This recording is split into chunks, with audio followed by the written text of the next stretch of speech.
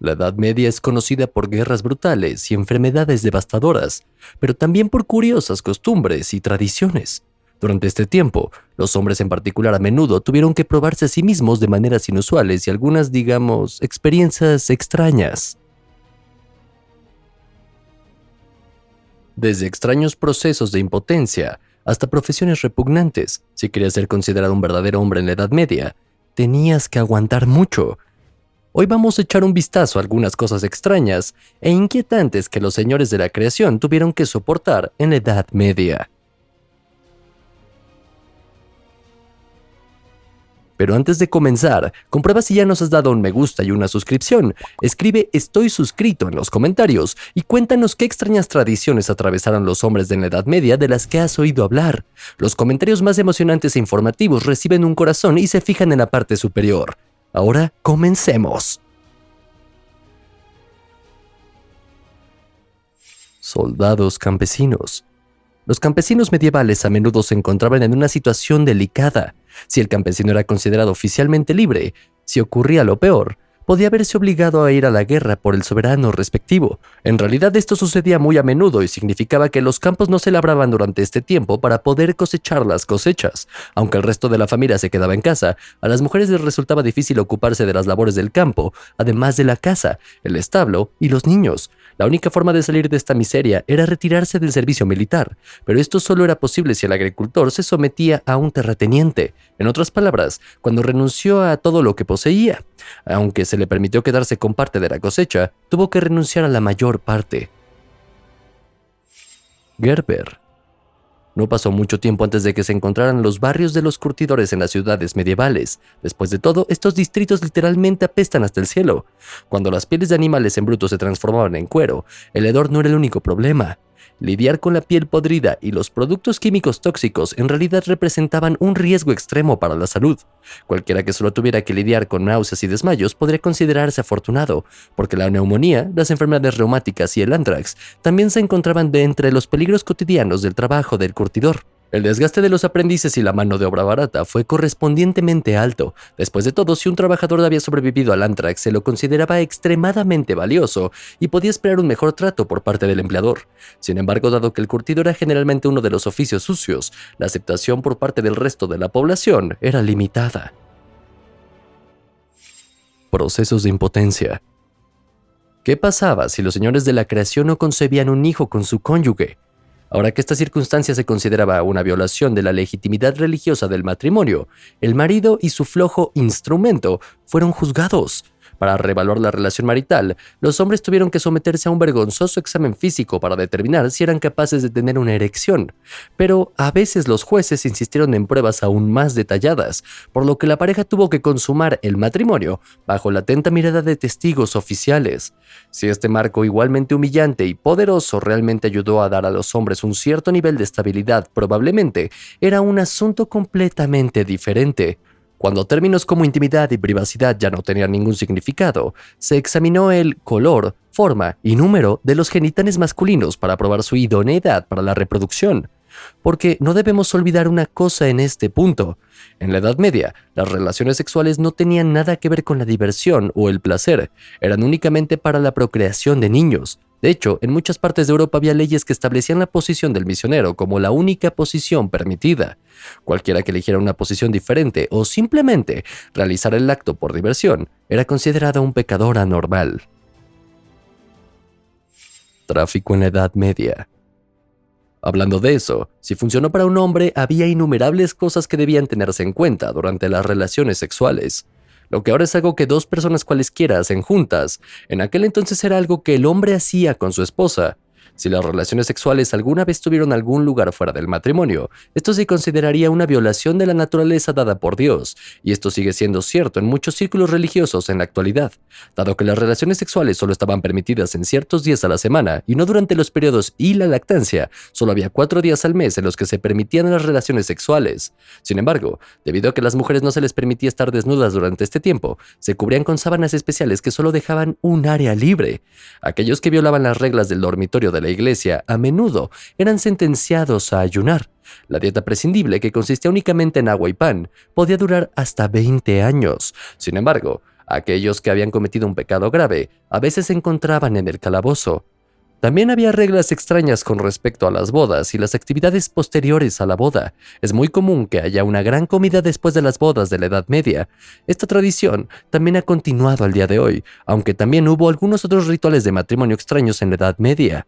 Uno de estos rituales involucraba a parejas jóvenes que consumaban su matrimonio frente a una pequeña multitud de personas. Después de la ceremonia de la boda, la novia y el novio serían conducidos a la cama matrimonial que se había preparado en los días previos a la boda. Luego se colocarían en la cama, sentados o acostados, y se cubrirían con una manta.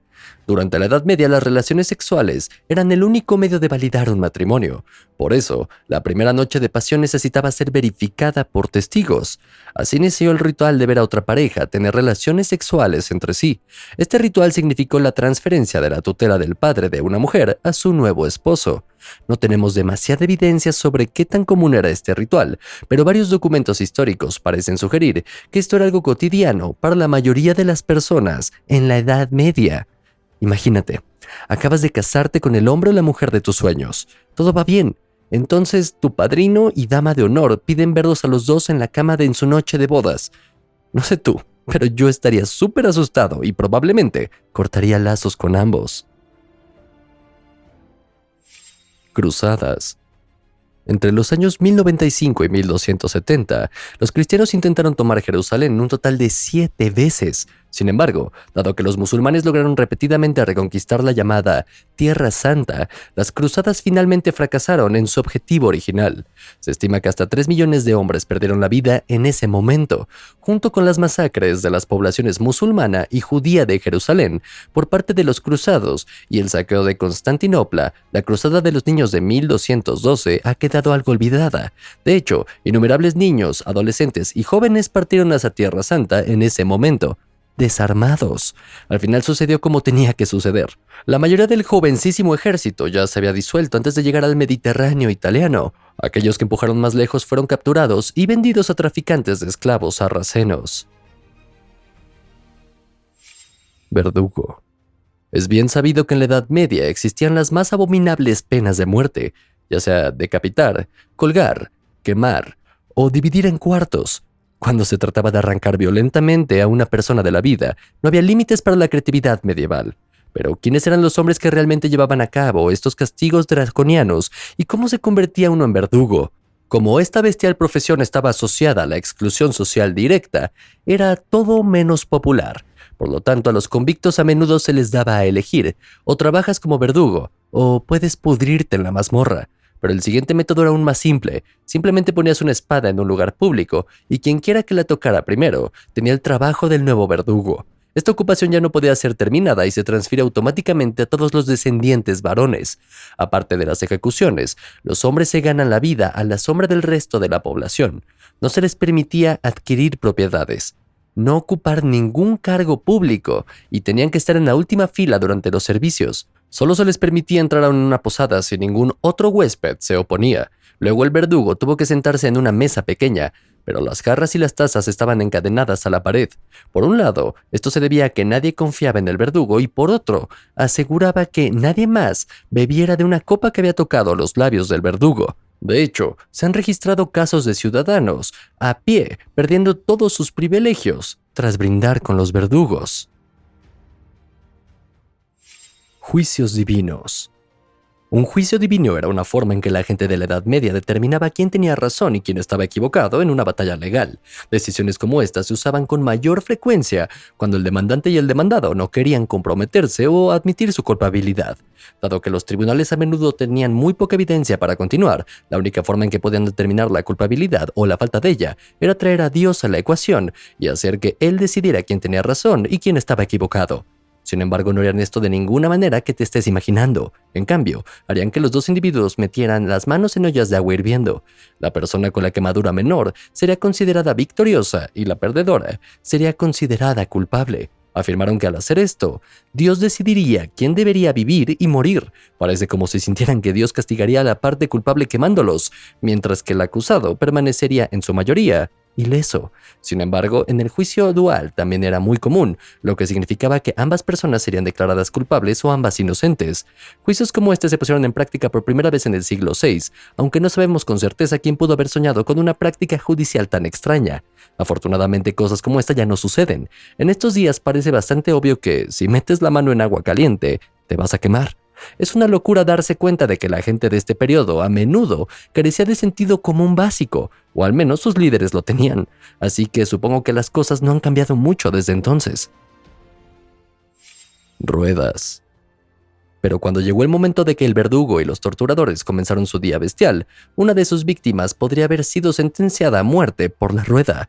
Hasta donde sabemos, esta espantosa ejecución se llevó a cabo casi exclusivamente en delincuentes masculinos. Los que cometían delitos deshonrosos como asesinatos o robos eran primero atados al suelo. La tarea ahora era mutilar al condenado lo más brutalmente posible, pero dejarlo vivir. Después de que la rueda, afilada, se estrellara repetidamente contra el cuerpo de la víctima, el cuerpo aplastado se amarró a otra rueda erguida sobre un poste. Luego el criminal era decapitado, estrangulado o arrojado vivo al fuego. Novio de taburete.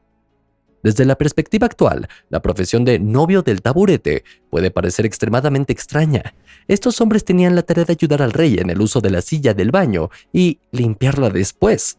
Sin embargo, esta posición también tenía un gran potencial para el avance.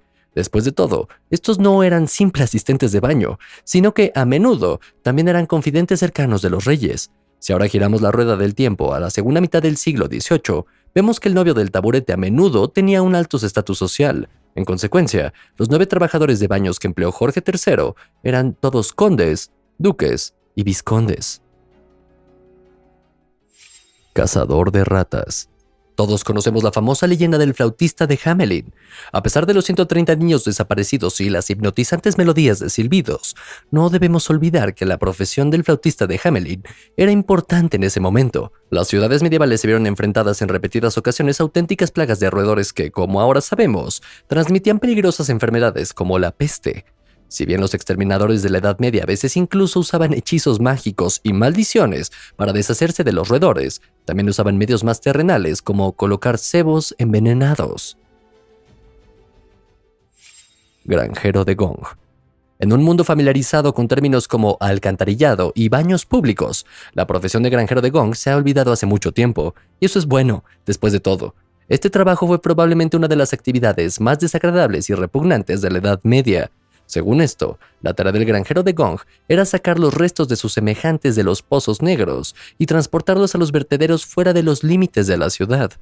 Sin embargo, dado que este trabajo se consideraba impuro y repulsivo, solo se permitía realizarlo al amparo de la noche. ¿Qué opinas de las cosas extrañas de la Edad Media que te presentamos hoy?